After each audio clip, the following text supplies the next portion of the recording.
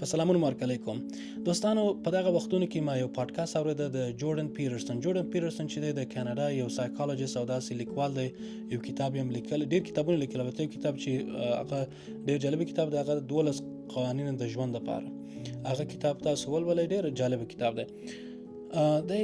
یو شی چې په پادکاسټ کې دا یاد کړل هغه دا ده چې موږ څنګه کولای شو ځان ته دوستان پیدا کړو، خو دوستان پیدا کړو. متاسفانه په دې وختونو کې اکثریت خلکو ته په دې خاطر سوشل میډیا دا هغه فزیکل انټراکشنز چې دی، هغه فیس ټو فیس انټراکشن چې دی، هغه لمنځه تللی دی. موږ نشو کولای په مخامخ ډول څوک سره وګورو، یا که وګورو ډېر په لږ ډول.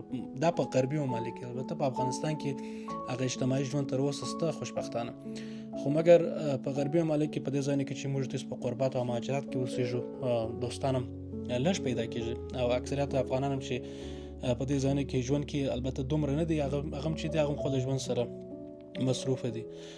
نو د حضرت محمد صلی الله علیه وسلم موږ سره یو سنت هم هغه دا دی چې موږ همیشه کوشش وکړو چې ښه دوستان پیدا کړو، ښه دوستانو سره ولاړو ناسته ولرو. نو څنګه کولای شو چې مثلا دلته هغه دوستان پیدا کړو؟ بیا هم متاسفانه په امریکا کې تاسو نشئ کولای چې حتی د بیګانو سره ډېر روابط ولري، په دې خاطر هر څوک خپل په ژوند باندې مصروف دی او وخت نه پیدا کېږي چې یو بل سره هغه کنیکشنز جوړ شي. خو مګر جوردن پیټرسن وایي چې دا یو لاره د دې لپاره پیدا کړې وه چې څنګه د ښه دوستانو سره روابط وساتي. د ده خپله فلسفه او یا دا فکر دا دی چې که تاسو یو لایبرري ته ولاړ شئ، یو کتابخانې ته ولاړ شئ، هلته وګورئ پر دا شلف باندې، پر دا میزو باندې ډېر کتابونه ایښي دي، او د هر کتاب په شا باندې یو آتر دی، یو لیکوال دی. او دا لیکوال که تاسو وګورئ دا ټول ستاسو دوستان دي. دا هر کتاب چې دوی لیکلی دی د دوی د ژوند یو اثر دی، د دغه لیکوال د ژوند یو اثر دی. هر چا کتاب چې تاسو ووایاست د هغه په مفکورې، د هغه په ژوند، د هغه پر هغه طرز فکر باندې ځان پوهوئ او د هغه سړي په ژوند باندې ځان پوهوئ. داسې تاسو فکر وکړئ چې کتاب واخلئ، تاسو مطالعه کوئ، هغه کتاب لکه چې یو څوک تاسو سره نږدې ناست وي او خپل ژوند تاسو ته وایي، او مثلا خپل فکر تاسو سره شریک کړي. حتی تاسو شاید اکثریت پام کړی وي، یو کتاب چې تاسو وایاست د هغې آتر لیکوال په د پولیټیکل اجنډا باندې هم پوهېږئ چې مثلا آیا دغه لیکوال کوم خواته روان دی، د کوم خوا مثلا ډېر د ده خوښېږي. نو په دغه خاطر اکثریت وخت دی ویل چې ما کتابونه ځان سره اخیستل او تلم یو کابین ته، یو ځای لرې ځم یوازې کوئ او دا کتابونه وویل. او ما ته داسې احساس را پیدا کېده چې ما سره یو ډېر پوه دوست ناست دی او دا کتابونه زما سره شریکي. او یو بله مسله مهمه دا ده دوستانو چې دا کتاب په عادي شکل نه لیکل کېږي. دا ډېر د دې پسې یو د کتاب چې لیکل کېږي دا ډېر وخت غواړي، دا ډېر ریسرچ غواړي، د دې لپاره ډېر پوهاوی پکار دی او ډېر کارونه دي چې باید یو لیکوال وکړي چې دغه کتاب لیکل کېږي.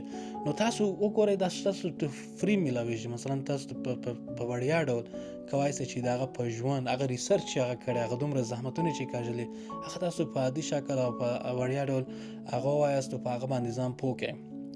نو بیا هم زه واړم هغه دوستانو ته که په افغانستان کې دي، که په افغانستان کې نه دي، په غرب کې دي، بخصوص هغه دوستان چې په امریکا کې دي، که غواړئ چې مثلا یو پوه دوست ولرئ او همیشه د ده سره روابط ټینګ کړئ، نو کولی شئ چې مثلا کتابو ته رجوع وکړئ، کتابونه ووایاست لایبرري ته. او یو خبره دا ده چې اکثریت دوستان شاید په یو خاص مسلک کې وغواړي چې مثلا معلومات پیدا کړي او داسې یو خاص مسلک کې ځان پوه کړي. نو تاسو کولی شئ چې هغه آترز، هغه لیکوال چې په هغه خاص رشتې کې کتابونه لیکلي، د هغوی سره روابط ټینګ کړئ، د هغوی کتابونه ووایاست.